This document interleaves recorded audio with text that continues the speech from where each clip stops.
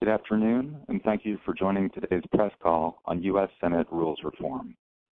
We're joined today by leaders of several of the organizations spearheading the Fix the Senate Now coalition. Aron, President of the Alliance for Justice, Michael Brune, Executive Director of the Sierra Club, and Larry Cohen, President of the Communications Workers of America. We'll first hear remarks from each speaker before opening up the lines for questions.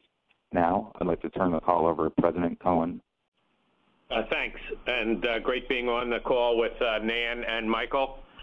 We've all been part of a much larger coalition, Fix the Senate Now, working for several years to bring change to the U.S. Senate. We've been working with a broad coalition, Fix the Senate Now, of democracy, community, women, faith-based civil rights groups, and others that are fed up with the state of affairs in the U.S. Senate. Despite being called by some still the world's most deliberative body, in reality, it's a place where little gets done because of the abuse of the rules and an unprecedented level of obstruction, greater than at any time in the history of the U.S. Senate. We've worked with leaders like Senator Harkin, Senators Merkley and Udall to put forth a package of reforms 2 years ago that would have stopped obstruction for the sake of obstruction. Unfortunately, instead of this package moving forward, a deal was cut, the resulting gentleman's agreement, so-called, and as Leader Reid has since acknowledged, has done nothing to curb the obstructionism in the U.S. Senate. So in Senator Reid's 6 years as Majority Leader, there have been 386 silent filibusters. 386 in 6 years. Lyndon Johnson, before becoming Vice President, served for 6 years as Majority Leader, and there was one filibuster. It was a talking filibuster. In the past 6 years, a number of critical bills suffered silent death. Lacking 60 votes, Senate Republicans blocked the Bring Jobs Home Act, an insourcing bill that had widespread support. Similarly, blocked the Veterans Job Corps Act, which would have created new job training programs in targeted fields like conservation and firefighting. The DREAM Act was blocked, despite overwhelming popular and Senate support for the children of immigrants. The list goes on and on. Hundreds of judicial nominations. We'll hear more from Nan. Climate change, everything blocked. So there's a one-day opportunity on the first day of every new Congress, and that's coming up on January 3rd, when senators can adopt new rules by a majority vote as provided by the Constitution. That's a majority vote. It's clearly provided by the Constitution. Just yesterday, Wednesday, our coalition mobilized our members, and 20,000 calls were made to Senate offices, and more than 100,000 others signed a petition in favor of change, and the mobilization goes on and on beyond that. Over 2 million emails have been sent, etc.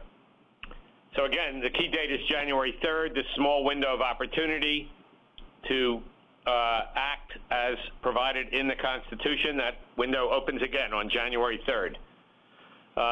Again, we've heard rumors of some kind of gentleman's agreement part 2, and loud and clear we say to our senators that is not acceptable.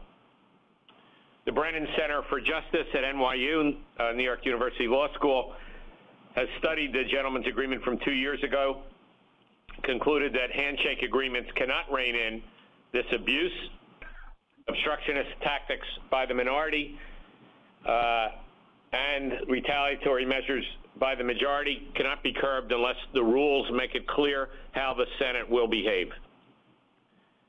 In fact, the current Senate has passed a record low 2.8% of bills introduced in that chamber, and that's a 66% decrease from 2005-2006, and a 90% decrease from the high in 1955-56. Given the results of the last agreement, more gridlock, less productive, we do not believe Republicans are negotiating in good faith. In short, our democracy can't afford to wait another 2 years, and that's what we'll face if we don't take action now. Harry Reid acknowledged his mistake from 2 years ago, and he said, "We know the saying about screwing me twice." Our democracy is in real trouble. I'd call it desperate trouble, unless we act now to force the issue into the open and mobilize millions to demand change. Now I'll turn this over to my colleague, Nan Aron, who will talk more about the reforms we seek and the judicial crisis our country faces. Nan? Thank you so much, Larry, and thank you for your leadership, and welcome to everyone who's participating on the call today. I want to talk a bit about judicial nominations because over the past 4 years, we have seen a pattern and practice of relentless obstructionism. In fact, it's unprecedented obstructionism.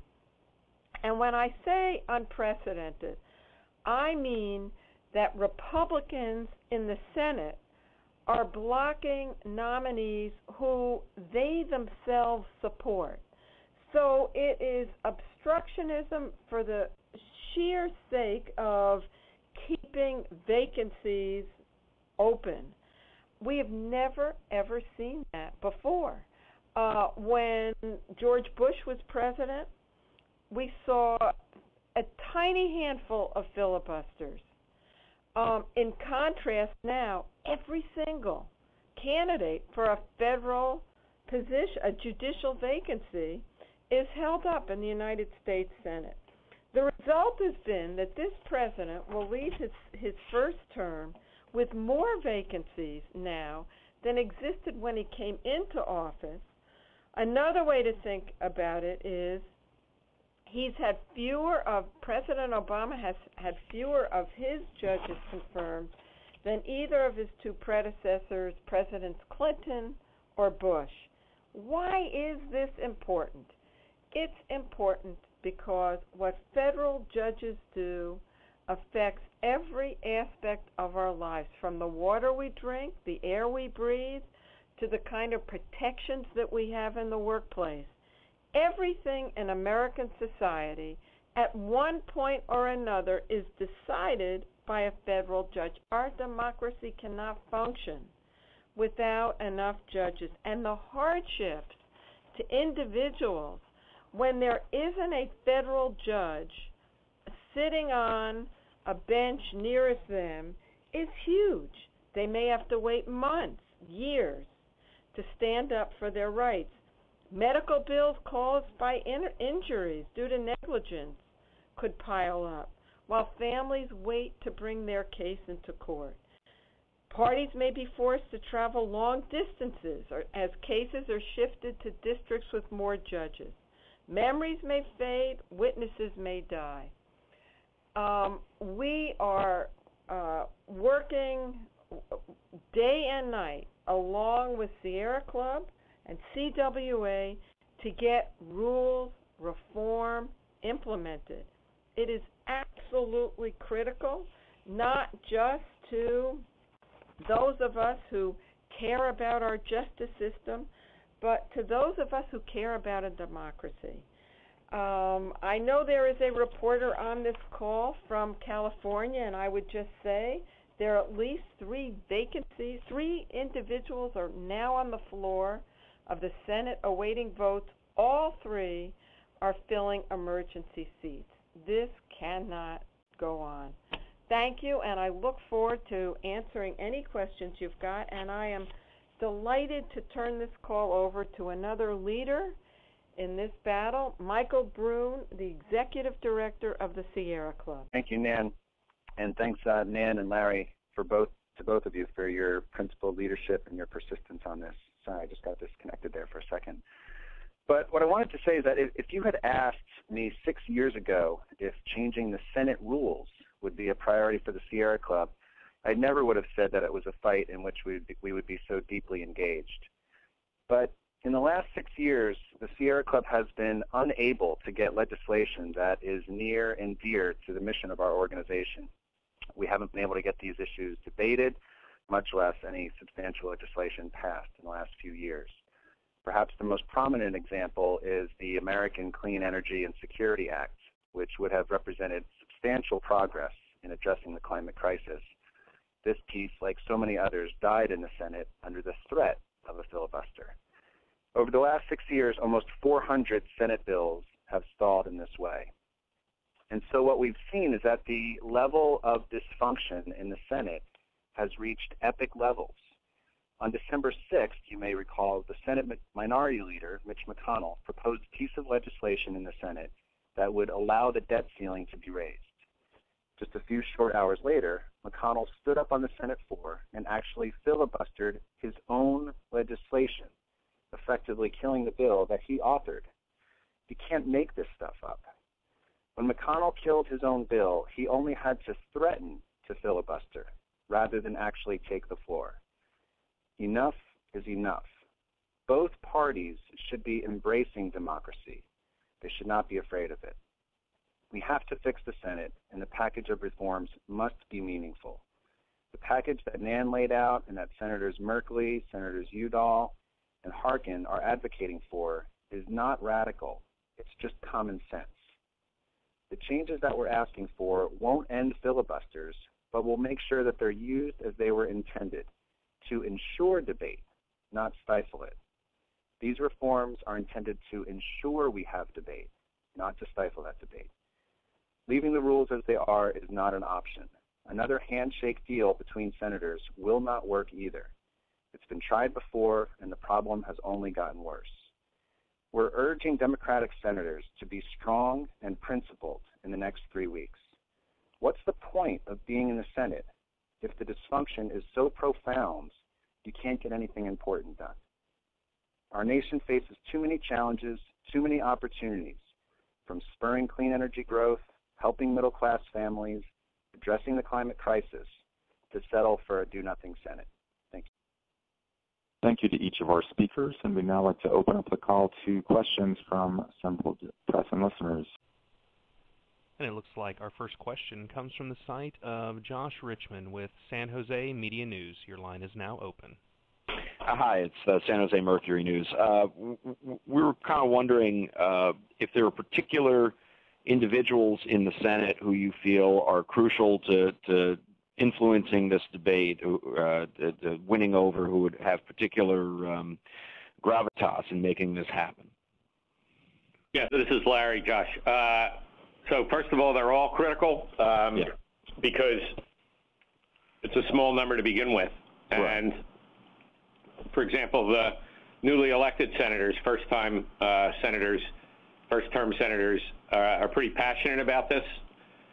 And their role is critical because they have to say to the leader, not just by themselves, but with about 40 others that are pretty committed to this, we have to get this done, and we can't settle for anything short of, the core items here, which are eliminating the motion to proceed so that the majority leader can put a bill directly on the floor instead of one senator blocking it.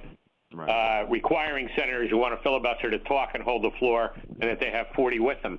So the critical, if we had to use the word critical, would be the leader. Harry Reid is the most critical because he's the caucus leader.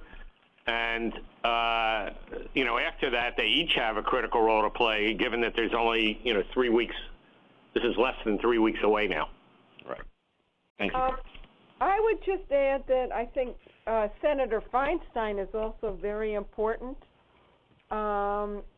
She has not yet, I think, made up her mind as to what she will do, but I would only suggest that given that there are 3 judicial nominees pending on the Senate floor, and as she is a member of the Senate Judiciary Committee, has been a very active member on that committee, I would think she would know the importance of having these vacancies.